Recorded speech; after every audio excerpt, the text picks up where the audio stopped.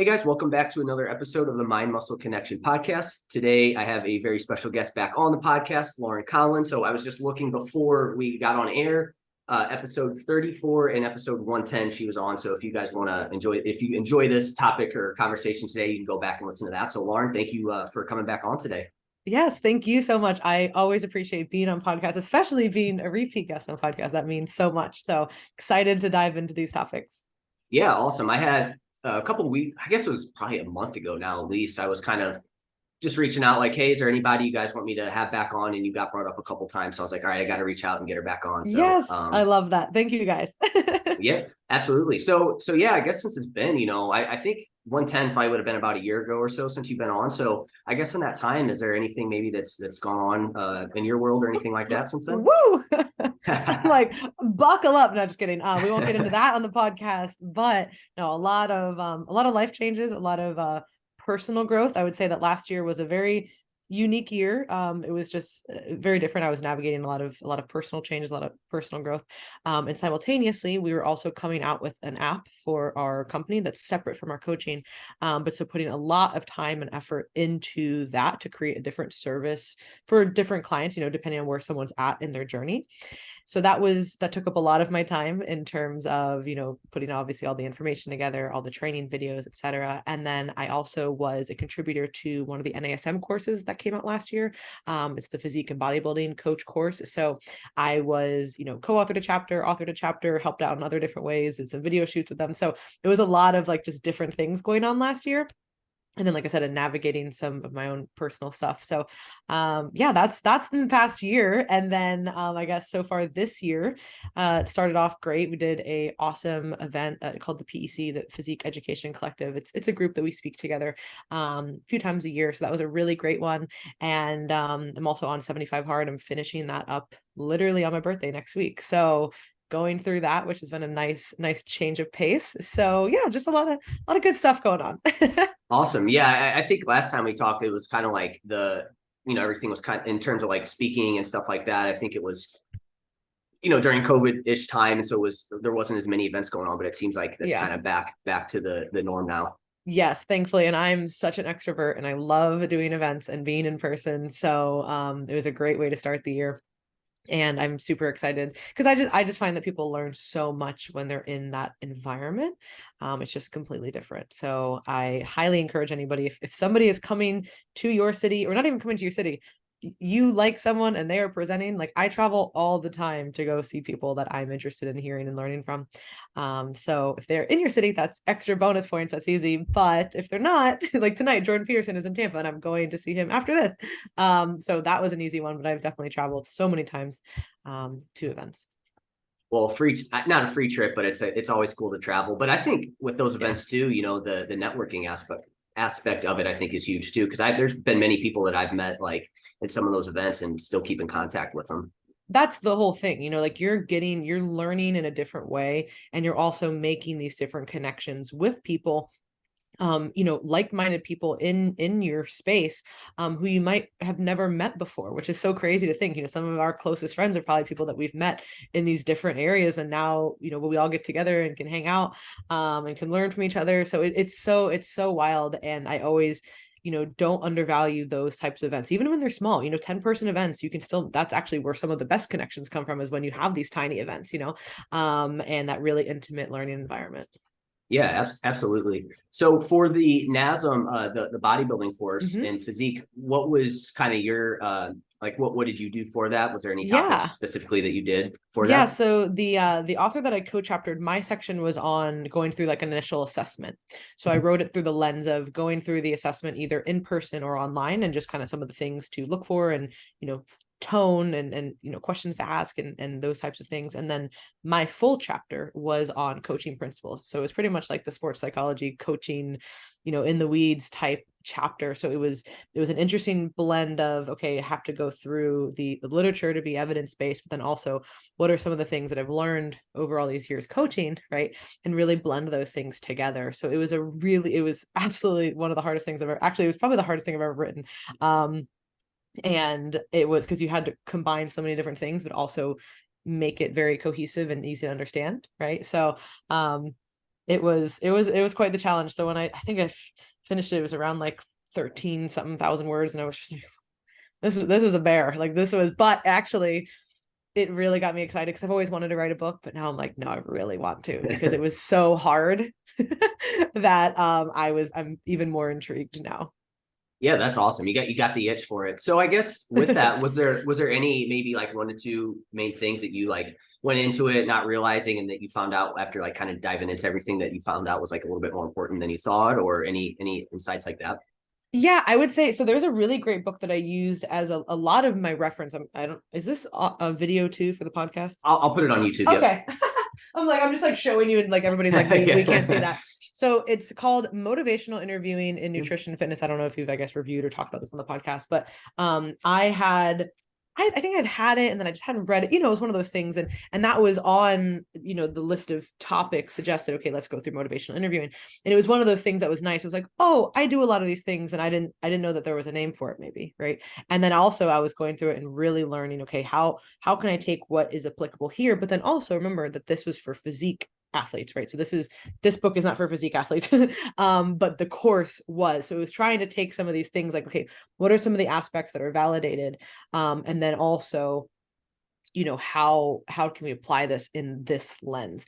And I think that it really also just kind of spoke to how important it is to, for the coaching, it was the coaching principles chapter, but how important it is for coaches to have this open communication and to be asking the right questions, getting certain feedback, because so often in the space, it can just be like, here, do this, here, do that.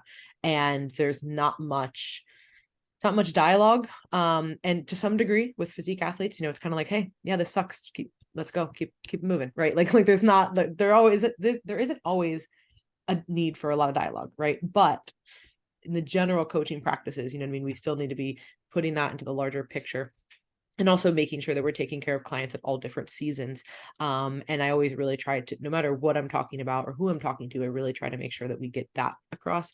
There's not really much literature on that at all, obviously, because we barely have any literature on physique athletes, let alone post-contest coaching physique athletes.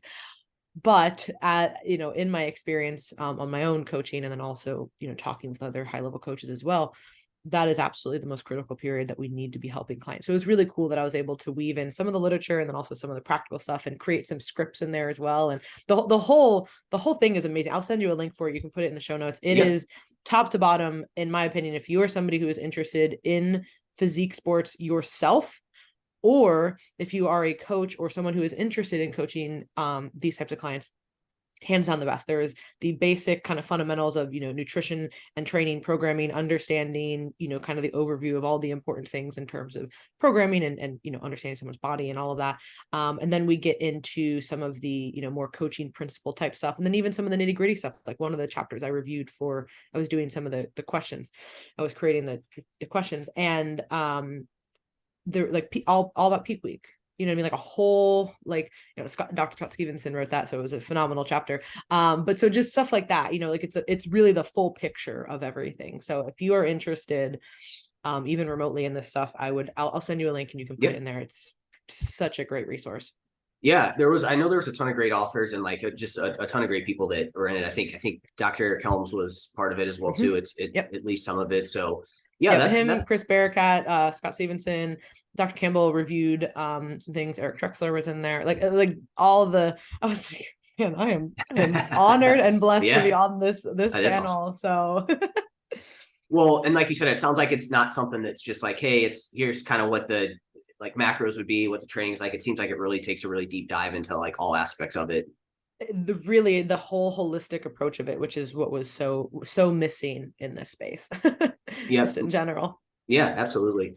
Cool. Yeah, like you said, send that over. Then, like I said, or like you said, we'll put it in the show notes so people can go and check out that resource. Cool. So for you, what does your training and nutrition look like? I know you said you're doing 75 hard, so I'm not sure if that kind of changed some things or anything like that. Oh, totally. So last year, like I said, I was dealing with a lot of my own, kind of personal things, and that's very draining when you're doing that kind of mental work for your own self. And so a lot of things kind of took a back seat, and in terms of training, and I, kind of was just like, I don't really have the energy or resources for this right now, and kind of get a little lazy, kind of get a little, and I'm at a place where I'm very easily maintaining my current body composition. So for the first time, literally in my entire life, I can actually maintain. So I can get away with training 3 times a week, going on a few walks, and but I wasn't feeling my best. Right. But I really did need to give myself that time to deal with everything. And then likewise, because I'm actually maintaining and I'm not hungry, which I never thought I would say those words, because as someone who grew up with an eating disorder and then got into competitive bodybuilding, like I pretty much dieted for 20 years of my life, so I never thought the day would come that I would not be hungry all the time. So it was such a different thing to just be like, I'm not really hungry. And then, if you're not really trying to hit your protein, like you're just not, even if you like it, so I just kind of found myself, I was like, you know what, I'm kind of under eating and I'm not really training enough. So I decided to do 75 hard on January 1st. And it was something that I was like, you know what, like I've obviously heard about this program for a very long time, just because I've been working with First Form for many years. And I was like, I love that it's very structured, but it's very flexible in terms of you get to pick what you want, so it's not saying like you have to follow this type of a program. So that's been really nice to be able to have that structure and that discipline. And especially like reading, reading is one of my absolute favorite things to do, but it's so easy to be like, I don't have time. Well, with 75 hard, it's 10 pages of a nonfiction book every day. And you make time. It's one of those things. It's kind of like a reset of like, okay, no, I do have the time. Like, I just need to wake up a little bit earlier, put my phone in the other room, and actually get to work. So it's been nice to, be eating more and training more and doing all these things. It's hilarious. I'm icing my foot right now because I messed up my foot at jujitsu. So it's been a little rough. That I'm like, oh my God, of course, the last week I'm like barely making it by, but I was doing good up until now. But it's one of those things. I'm like, okay, I'm not going to have maybe the best workouts, but I'm still going to get it done. And I'm going to get something done, and I'm going to do my 2 workouts. And I've come entirely too far. I was eating beef jerky on the side of a mountain skiing. I was like, I'm not gonna miss this now the last week because my foot's banged up. So with that, because I think a lot of times people, like, at least my perception of 75 hard was it's typically like a kind of fat loss diet. It sounds like for you, you can kind of again make that what you want. Yeah, so the rules, so to speak, are it's a progress picture every morning. So I just take a mirror selfie, read 10 pages of a nonfiction book, drink at least a gallon of water, at least 2 45-minute workouts, and one of them has to be outdoors. So you can train for longer than that if you want to, but it's going to be 2 workouts and one is outdoors. And then in terms of diet, there's no alcohol, which has certainly been the hardest part for me. No alcohol, no cheat meals, which I don't use that word, but basically that just means not being indulgent. I'm not going out of my way to like order dessert or keep things around that. We all know when we're being indulgent or not. So I'm choosing not to do that.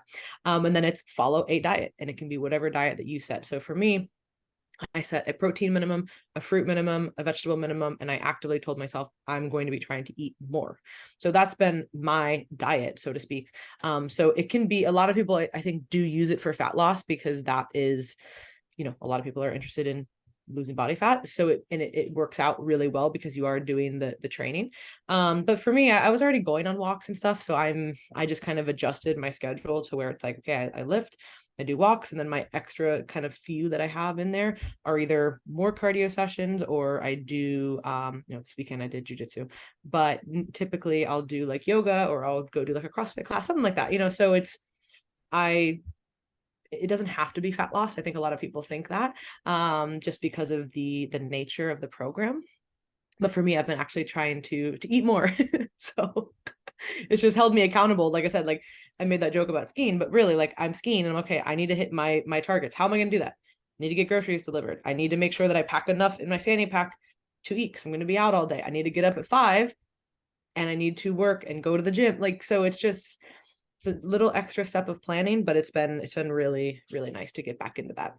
Yeah, it definitely sounds like it can be something that like gives you, like structure and whatnot. Do you see like, from just talking to people and maybe seeing it out on the internet and just kind of what we just chatted about, do you see anybody kind of like misapply the 75 hard potentially? Or I think people misapply everything, if we're being honest, right? Like that's a larger discussion that needs to be had. I think that you could give me any word right now and I could give 2 like extreme answers, right, on one side or the other. And then really what it kind of means is somewhere in that middle, but it really comes down to people's perception of things, right? So flexible dieting is a great example.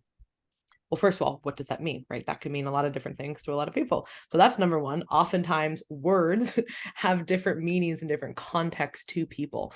And something like a 75 hard, it is pretty dramatic. Now, I've done dramatic things and drastic things for a lot of my life. So for me, it's not like, oh, I've never done anything like structured before. So that part to me was just kind of like, oh, I'm clicking back on, like I'm back on it. Could I see where people might take this out of proportion and say like, oh, this is bad for someone who's never done anything before? Potentially. I also recognize that there is something to be said about that initial momentum that people gather from things. And there is something about this, and I've even found it, with myself as someone who is, I would consider pretty disciplined, pretty motivated. But I'm not motivated or disciplined every day, like most people. But this has been a nice thing to be like, well, I'm not going to fail. I'm not going to not do it. I'm not going to start from zero. Right. So I think that it can get people in a good rhythm and a good routine, but it can be misapplied because then people are like, well, what do I do the next day? Oh my gosh, do I go now binge eat? Do I now go, go on a bender for 5 days? Do I now not work out? Like, no, the reason Andy made this was for it to be a program and kind of more of a lifestyle. Now, obviously not everybody's lifestyle is conducive to doing 2 workouts a day. I would say that that's probably one of the harder aspects, just the time. But I don't think that it's outside of the realm of possibility to say that every single person can do movement every day. Does it need to be, 90 minutes of activity, but it could be 10 or 20, right? And so it's one of those things, like if you really write down what are you doing in a day, probably have time for some of this. So I think some of it can be misapplied in the sense that people are like, well, look how extreme this is. Like, this isn't sustainable. But how are you approaching it? You know what I mean? Like, nobody said you had to go do 2, elite level CrossFit workouts a day. I'm walking on the beach and I'm reflecting on my thoughts and I'm processing things. And I'm not saying that that's not hard. You know what I mean? I'm having great workouts. I'm going and doing different things. So it doesn't have to be, I don't know. I think that people just misconstrue it just kind of like anything else, and they only see where people misconstrue it the most is they see it as a 75-day thing and then it's done. And the whole idea, which, Andy tries to speak on, and also what we try to speak on as a company is like, okay, what we have to have these short-term goals, but what are we looking at for like lifelong changes? Because I like the constituents of that program are all pretty solid things that most people should probably be doing on a daily basis, right? Like, drinking water, like doing some kind of personal development, right? And, everybody can have their different opinions on stuff like that, but I would say that it's misapplied because people look at things as just this short term. And that's why they'll do these crazy things. Oh, it's only 75 days. I'll just eat 800 calories and do CrossFit twice a day or whatever. You're like, well, of course you're not going to be able to maintain that. You know what I mean? Like that's not really feasible for anybody. And that's not what it's intended for. So I haven't really seen too much of the backlash besides the fact that people say that it's really, that it's too extreme. And that I see a lot of people talk about, the no cheat meals thing, which again, I know what is meant when they say that, so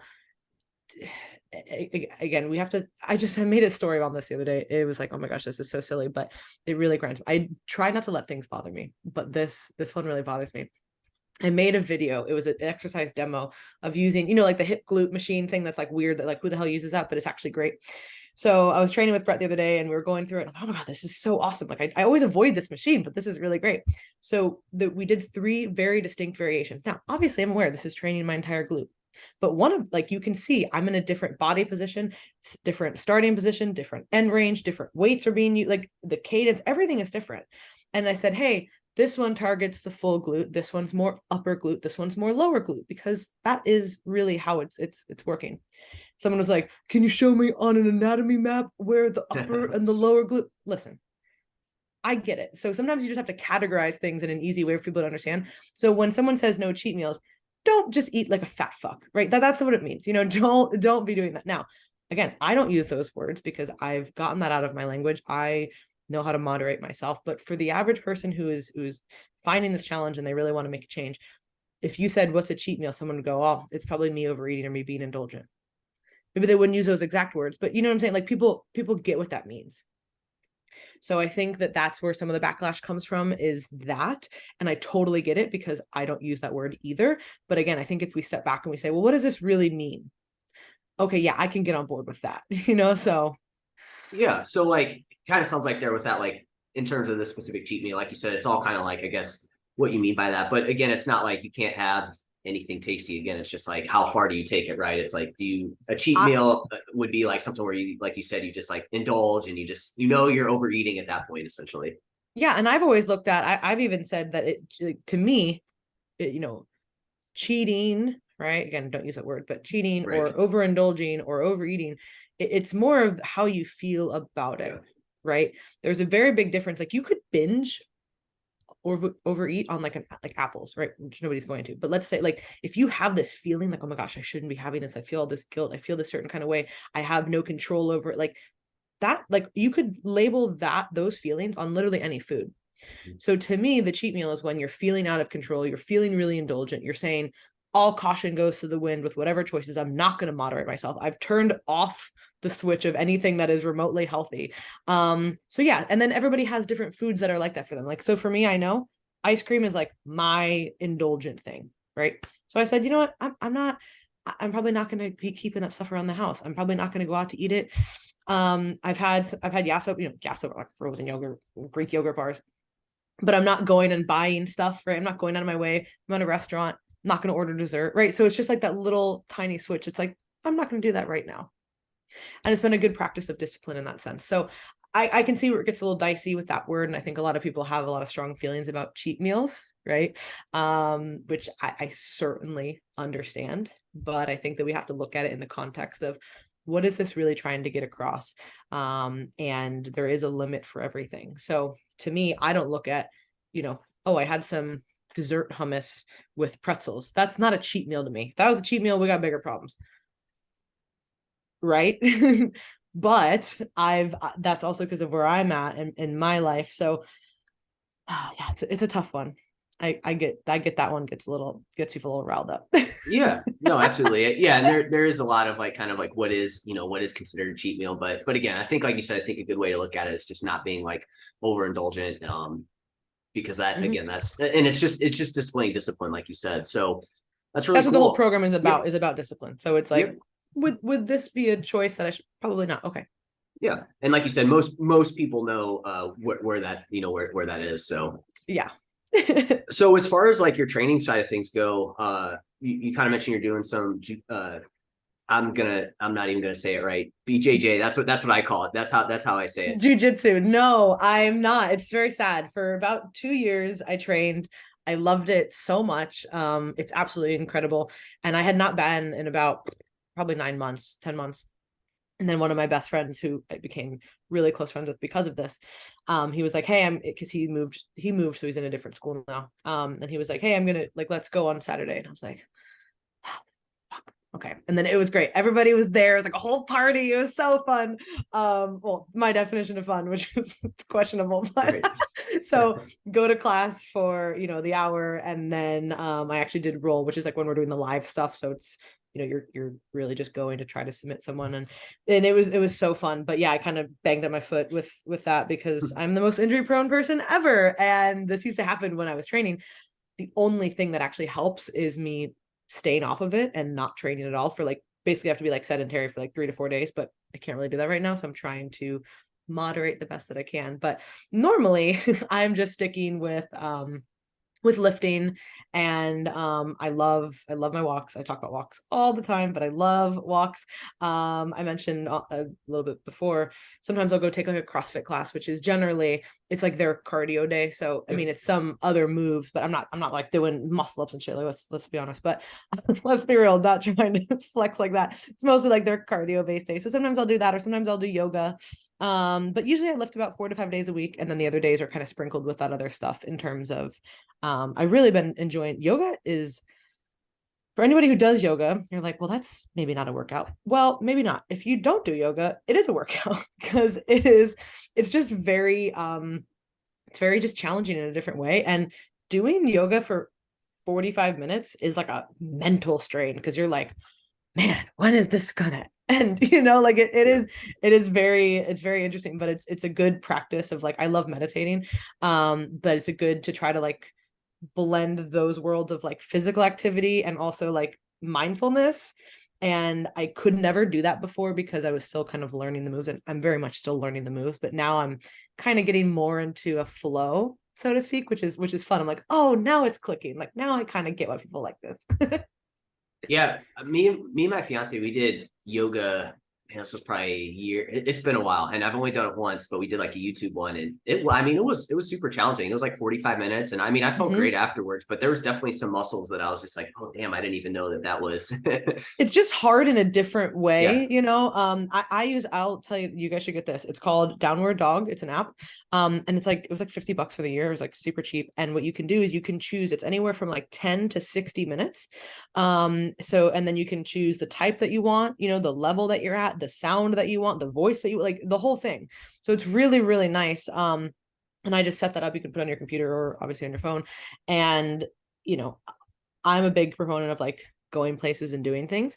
However, there are certain, we all have time limitations and things like that. So it's nice. And even if you're like traveling, you're like, I just want to do like something for like 20 minutes. Bam, can do that. So I yeah, would highly recommend it. Anybody who's listening, who's looking for something like that, I really, really like it. yeah. And I think even traveling is probably a great time to do it because usually traveling is going to involve a lot of sitting, and that's when you probably feel like you're most tight. And I feel like Yeah. yoga is great at that. Yes, for sure. They have like you can boost certain areas, so you can do like the hip flexibility Hips, one. yeah, So definitely do that one when you're yeah. traveling. And Because and so with the downward dog app, is that visuals as well too? Because like yep. somebody like me, like I would Oh, have no idea what half the stuff is. So I barely do. So yeah, they're doing it. They're also doing it. gotcha. And then they have the option of like the voice basically like walking you through it. Yeah. They also have the option to not have that on there in case kind of how to. So there's a lot of cool, like you can really make it as personal as possible. You know what I mean? Like I want a voice, I want sound, I want no sound, I want no voice, I want. So it's pretty nice like that. And it's a little choppy at times because you're like, hey, I want this, this, and this. So it's not always like the best flow. Like if you went to an instructor, it's certainly going to be better. Yeah. But for $50 for a year, I'm like, okay, that's pretty Yeah. good. No, that's awesome. So as far as the weight training goes, you said you're typically going about 4 to 5 times a week. What Yeah. is that usually like? I guess what are your kind of goals there with that? Are you trying to like continue to build more muscle, just maintain, and kind of what do your workouts look like there from that standpoint? Yeah. So right now I'm actually slight plug. I use our training app. So I use our app, which has training on it. So typically I do 2 upper and 2 lower days. And lower body is certainly more of a focus for me. I have pretty much all the upper body muscle that I would like. I mean, everybody can always continue to refine things, but I'm not actively like, man, I really want to try to push upper body so much. So I don't really hit upper as hard as maybe when I was competing. It's actually crazy. I'm like, I literally feel like I'm more muscular now and I'm like barely trying. Like, love how that works. um like could my legs catch up? That'd be great. But for legs, I do typically try to push a little harder. I think like, well, not I think personally for me, I would always love bigger glutes. So it's always like it's forever bikini girl mode, right? Like shoulders, tight waist, glutes, hams, like that's like what I do. But I do train full body because obviously I want to make sure that I am proportional. And also not even just proportional, but not hurting yourself. Like I think a lot of people when they say, oh, I don't want bigger arms. No, so you don't need to train arm, you don't need to do Rich Piana 8-hour arm workout. Oh my God. He has been, for whatever reason, on my algorithm. Have you seen all these stupid videos? I don't know what cued my algorithm, but now I watch them all and they're hilarious. It's like, it'll be like a Rich Piana clip, like some ridiculous thing. And then it's like POV, like me telling my grandma to work out. And it's like, so we're going to do arms for 8 hours and then we're going to eat 8,000. It's like, just like stupid humor. And I'm like, oh my God, why is this on my page? But I love it. So, maybe you don't need to do anything crazy, right? Or even super heavy, but I find that just, kind of maintaining, right, and kind of hitting things just as like a maintenance level is really important for overall health and functioning. So you don't get things that are overdeveloped or underdeveloped. And even if like I was talking to someone who she's really trying to build her legs up and she has a lot of upper body muscle, and someone, she competes. So they were like, oh, don't train upper body. She was like, so I stopped, but then that was affecting my lower body training a lot, so she does 1 upper body day a week. It's pretty light, but even just like that maintenance level, I find really helps. And then also for clients who are looking for fat loss and they're saying, oh, I'm I don't really want to get any bigger in certain areas. Again, for most women, a lot of times we don't want to be bigger in our upper bodies, but maybe we're holding body fat there.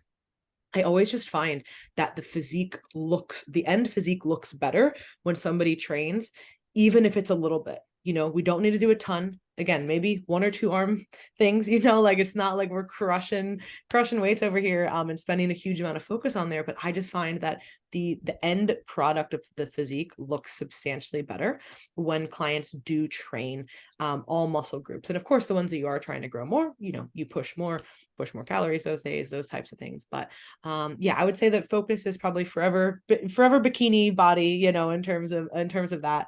But just really happy to maintain, and it's like, I just really never thought I would get here. So it's one of those like, wow, this is pretty rad. And you can make those little tiny changes here and there.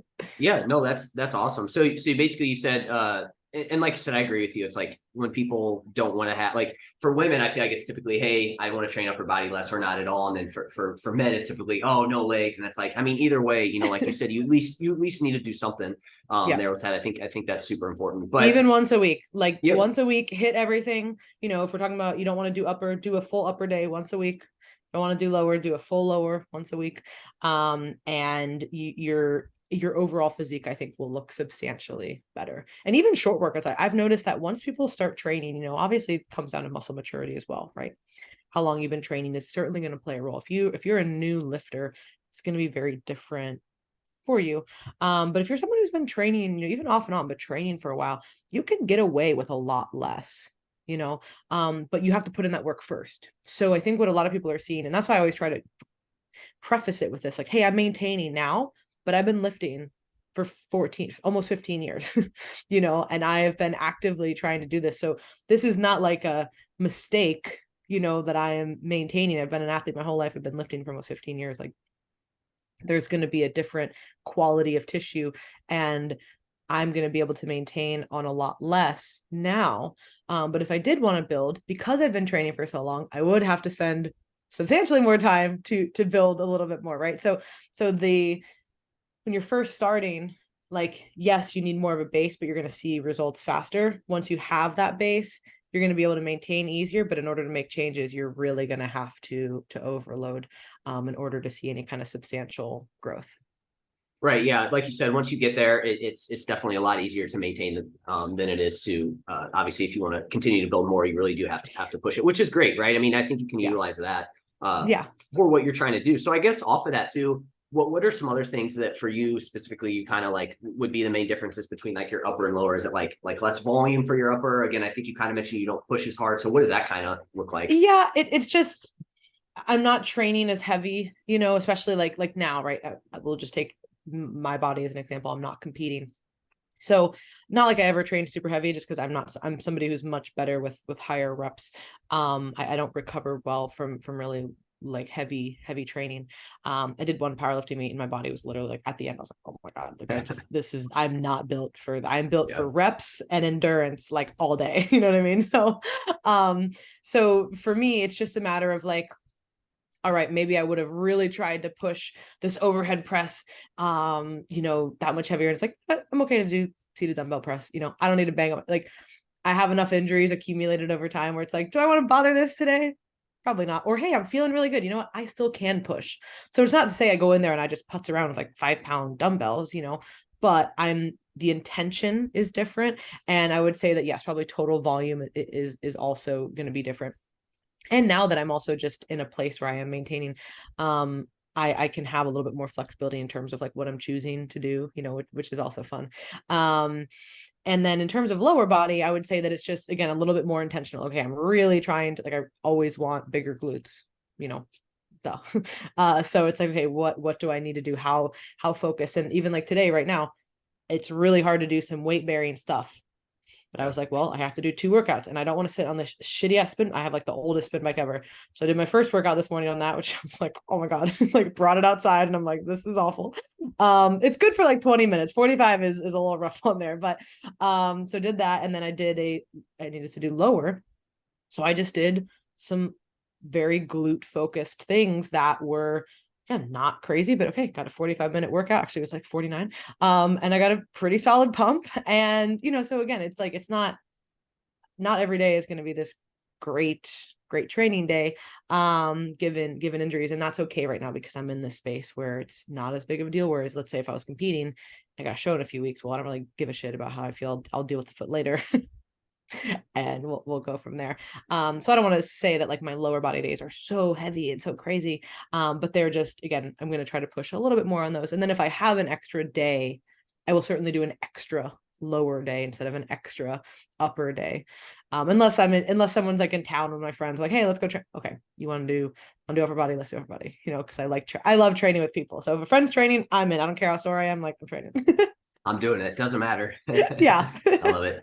Cool. Forever a meathead. That's awesome.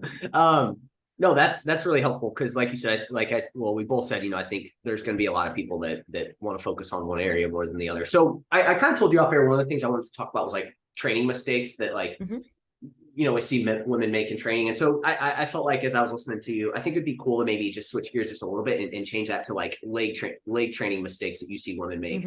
Because again, just like I said a little bit ago, I feel like women typically want to see, more muscle development, look leaner in their legs, build their glutes, things like that. And I feel like, at least from what I hear, I feel like a lot of times I get a lot of female clients that are, they always kind of complain about their legs. So I'm just curious, maybe some things that you commonly see there with that could be causing that or anything like that. Yeah, I think, there's so many different things. First, let's touch on nutrition. Most people, if we're just isolating training, right? A lot of people are not happy with their physique because their nutrition is not dialed in. If you want to grow muscle, you need to eat. Now, that does not mean you need to be in a huge surplus, right? Because most women, and I guess, men too, but mostly women don't want to go into these massive surpluses and just wear baggy t-shirts and kind of get thick.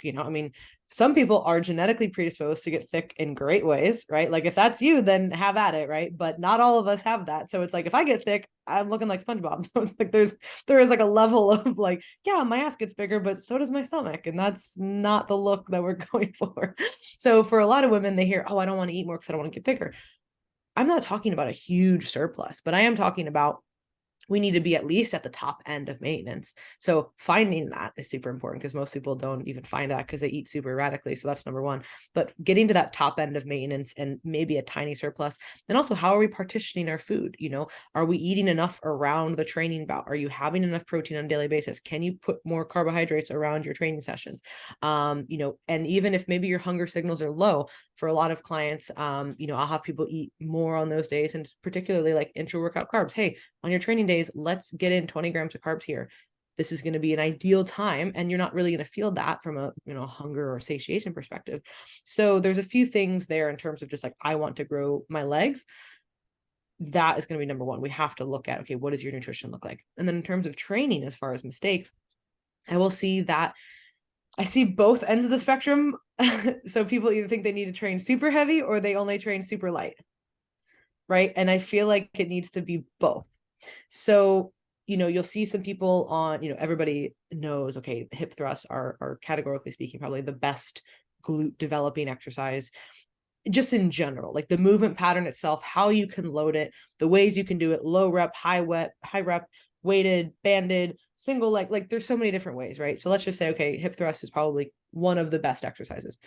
Well, people see that and they're like, oh my God, well, look at that girl. She's hip thrusting 4 plates. Bro, I've never done that shit in my whole life. Like I've never once would never even think of touching 4 plates on a hip thrust, right?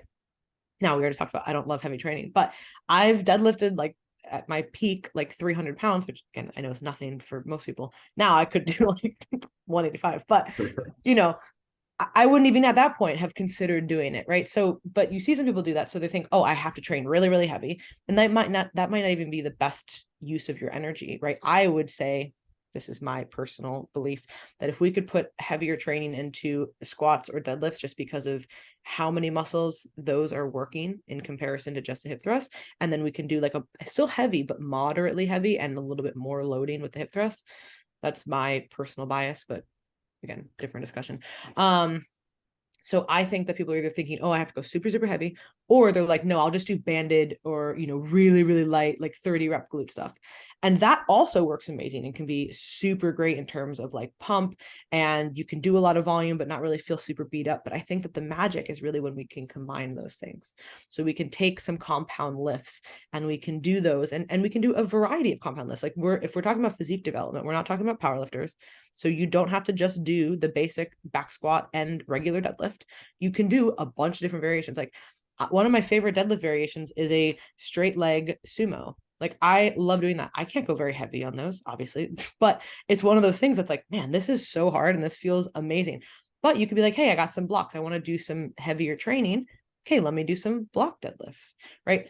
So you can mix it up with these different compound lifts, but then also making sure your accessory movement is heavy enough to stimulate you, but also high rep enough to get that metabolic fatigue. So I feel like when we're talking about physique development, there's so many ways that people can respond, and everybody is different. And I will say that I definitely am someone who errs a little bit on the higher end of reps, just because that's how my body responds. And I know some clients that I work with are better in the lower rep ranges. So there's going to be individual variability, but I do think that as a general rule, we should be training in like some heavier, some moderate, and some light, really kind of throughout really the whole session, So that would be my take on it. Most people are looking at it as either it needs to be so extreme and so heavy, or so light so I can do it all the time.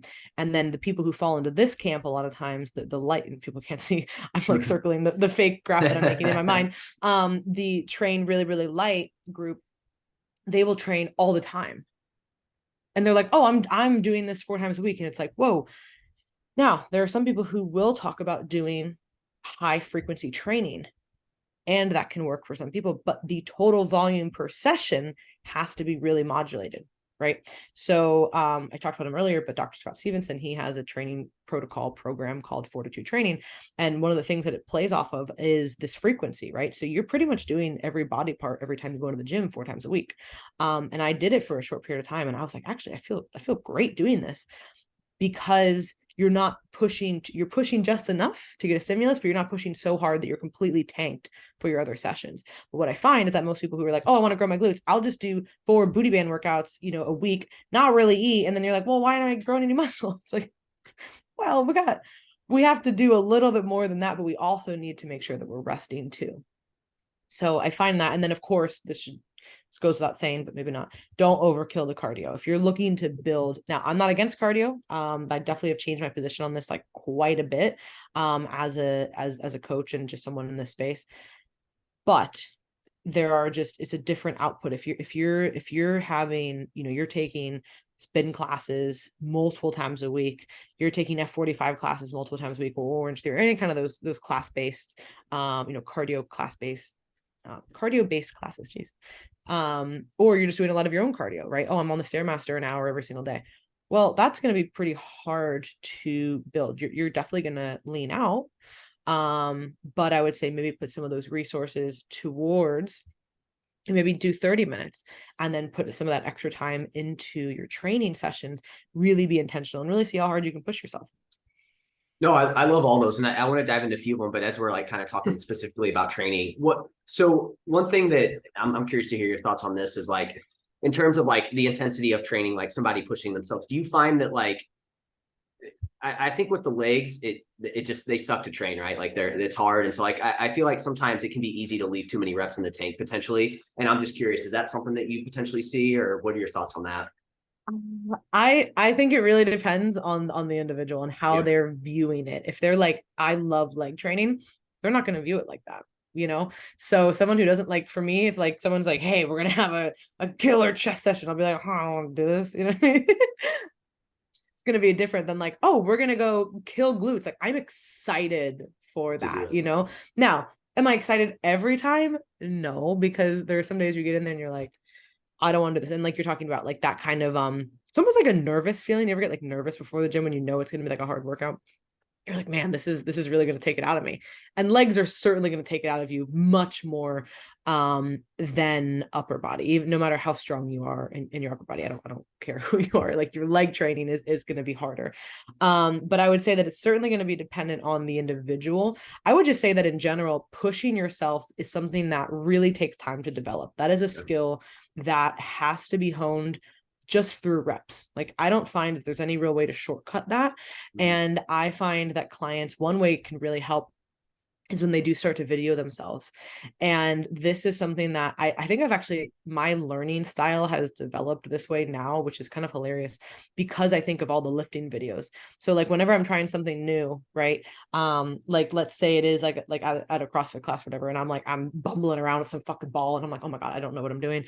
If I video that and I'm like, wow, that like it feels a certain way to me, but when I'm watching it, I'm like, oh, I know what to correct now. Or like shooting, right? If I'm like at the range and I'm like, oh my God, I don't feel this, but I can see this so easily when I'm watching this. So I think with training videos, what's nice is, we've all been there, we're all squatting, we're like, oh, that was the hardest squat I've ever done. And then you watch the video and you're like, shit, what the? And now you have to, of course, listen to yourself internally, but there is a point where you're like, all right, I think I can push more. What I'm saying is that can give you even more confidence to be like, maybe this isn't my top peak. And if we're talking about some kind of big compound lift, like certainly have a spotter, if you're going to really push yourself, like make sure that you are safe or at least have the safeties up, stuff like that.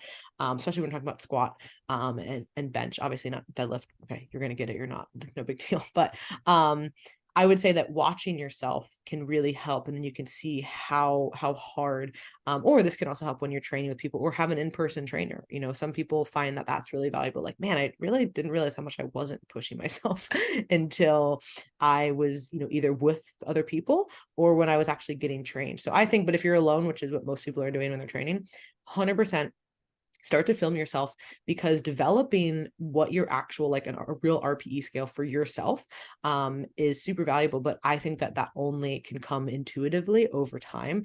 And then once you now, like we've been training for long enough, like, when you're like not doing it, you know what I mean? Like, and that's okay. It's okay to make that decision. But it's taken us time to develop that. So we do know it's just like hunger and satiation. At this point, I'm regulated enough to where I'm like, I know when I'm under eating and I know when I'm overeating, and I'm actively making a choice on what to do. But that takes many, many years to develop. Yeah. And that's a good point you bring up. It's again, I think it kind of sounds sounds kind of all over the place. Well, it kind of sounds like, with the training hard, it's like, again, you're going to be more likely to, if you want to build your legs, you're going to be more motivated to train your legs, which certainly is going to help that for sure. Yeah. But it sounds like really, the biggest thing, stay consistent. And then like over time, just that's where you're going to develop that skill of like kind of pushing yourself further and further with it over time. I take a very intuitive approach to things. If you hadn't noticed, obviously from this conversation, and I really encourage people to do that when we're talking about physique development, right? I'm not talking about, if you're training for a specific sport, there is some intuition there, certainly, but there's also a lot to be said for like, this is on the program. It doesn't really matter what I'm feeling right now. Like, I need to do this. But when we're talking about just physique development or just kind of general lifestyle training, to just be healthier and enjoy movement and all of that, like there can be a lot more intuitive nature to it. And I think that takes a lot of time to build. For example, like I have an Oura ring, right? And I've worn this now for, I don't know, a long time. I can't really remember. I don't really need it, for being honest. I almost use it as just kind of like feedback for myself to just, okay, check in with, is my intuition still on point? Because I know, okay, hey, and then I can also test stuff because I'm weird and nerdy. Okay, if I did this, like, does this improve this or does this decrease that? And it can be a nice reminder, of course, accountability to be like, oh man, I haven't really been very active today. Like, let me get up, let me get moving. But just more so, it's kind of like helps me tune in where I'm at with stuff, if that makes sense. So it's like, oh yeah, I kind of was pushing the caffeine today. Like that really affected me. Or, oh, I was, I ate too late and that did affect my sleep. Or, oh, look at how high my resting heart rate is because of, when I was skiing. Like, oh my gosh, like you would have thought I was having a stroke, like I felt great, So I wasn't going to change what I was doing based on this, right? But it was just Right. interesting feedback to see. So I think that there's a lot of ways to develop that intuition, but it certainly takes time. But it's really the only way that we can regulate ourselves over time. Yeah, no, you're 100% right. It definitely it's a skill and it takes time, like all those things you just said. And just to go back to a few of the things you mentioned about the training, like the cardio, definitely I feel like that's a big one too that people overdo when it comes Especially the to classes. yeah, classic, right. It's just a lot of like high volume stuff. And again, to go back to that kind of intensity threshold, I feel like you're just really, really far away from failure there. So it's like you're putting stress on the legs, but you're not actually like sending that signal to Building. to Yeah. build more muscle.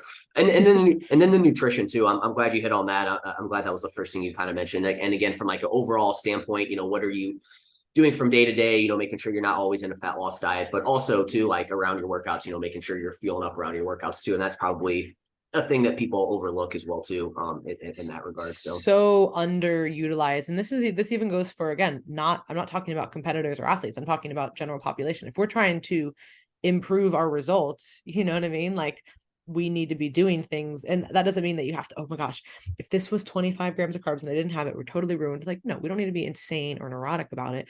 But the idea of like, let's partition more calories around training certainly makes a lot of sense. And then especially if we are in a phase where we're talking about, hey, the client's goal is, I want to build a little bit more, so I'm going to push that either upper end of maintenance or this like slight surplus. We want to make sure that the carbs are being utilized, and we're not just like, train in the morning and then eating, kind of throughout the day, and then not really, utilizing the calories as well. So if somebody is trying to limit fat gain, we're trying to push calories, certainly going to have a lot more food around that period. Well, and same thing too. We've kind of been talking about intuition. I feel like, again, it's like as you do that more often, I think you start to realize how important that can be to your training and to really be able to push your training. Like you said, even if it is just a general population client as well too. So For sure.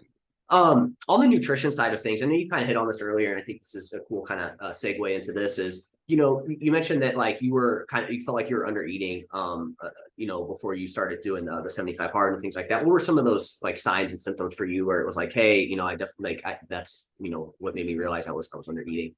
Yeah, well, I mean, I know my prepping habits, right? So I know that if I want to hit a certain amount of protein, doesn't matter, there might be the one off day where I'm out to eat and I eat a big ass steak and, shrimp cocktail, whatever. But most of the time I'm sitting down to eat, I'm going to have about this much protein, so if I'm not actively prepping enough food, I mean, there would be days where I'd come home and I'd be out at the office all day, and then I'd be like, you have a protein shake and greens for dinner. And and then you're like, oh, this probably wasn't this is like such a sad bachelor move, but like, and some days you got to do it. Some days they're just not gonna be glamorous. You got to get it done. But I just started to realize, okay, like my prepping has been slipping. I haven't been, eating enough times per day. For me, I really need to have 3 meals and then another protein bolus. So whether that's a shake of some sort, or like a bar or something, like a Greek yogurt, whatever it is, like I need to have that kind of fourth thing in there. Otherwise, I'm just generally under. And then I was just kind of noticing like my physique wasn't looking worse, because like I said, I can pretty much maintain, but I was like, I don't have that like fullness that I do when I train and I eat enough. It's not just a training thing. So I kind of was like, you know what, I was just starting to recognize like, all right, you haven't been eating enough times really in order to hit these thresholds, and you've just been really lazy about it, which we all go through periods like that.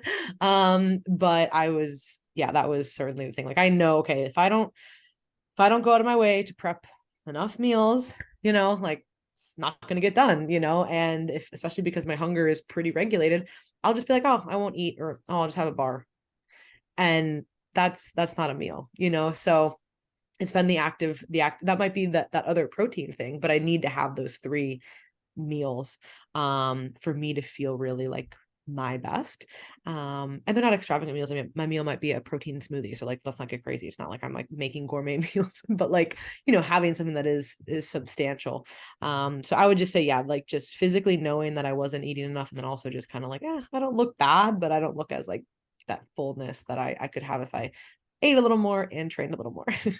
Yeah, again, I think that goes back to, again, your experience with all this too. You just kind of know yourself in terms of, how you feel and whatnot. So you kind of mentioned too, like the nutrition side of things with, making sure you're maybe high end in maintenance, low surplus. Do you typically, like for your women clients, do you typically have them get into a surplus ever or anything like that? Or is that something that Oh, you always try to kind of, I'm just curious to hear your thoughts on that. yeah, certainly. And especially, obviously this, if someone is competing, that is an inevitable part of what they're doing. If someone is doing physique competitions, 95% of clients do not have enough muscle to be competitive, right? Doesn't mean they need to add 15 pounds of muscle, but they might need to add a little bit of muscle in different areas. And especially when we're talking about getting so lean, I'm working with primarily females who are natural, who compete in bikini and some in figure, right? So we're getting down to these areas where it's like, we have to rebuild some muscle too, just after the diet, on top of, hey, maybe we needed to even add a little bit more. So it's not even just replacing it, it's like adding a little bit more too. So a surplus is certainly going to be necessary in that period of time. And I would say that that's really the most obvious. And now if somebody is a performance athlete, because I do work with performance athletes as well, we might, depending on their training needs, if that might be appropriate for them as well. If they're going through like an extra hard training cycle, or there's some other things that are going on in their life where maybe they need some extra calories. And then, for lifestyle, I would say I kind of really try to push that top end of maintenance more so than a true surplus. Now, sometimes we get into that phase and it's like, hey, listen, we're going to hang here for a few weeks because we're not quite ready to cut yet.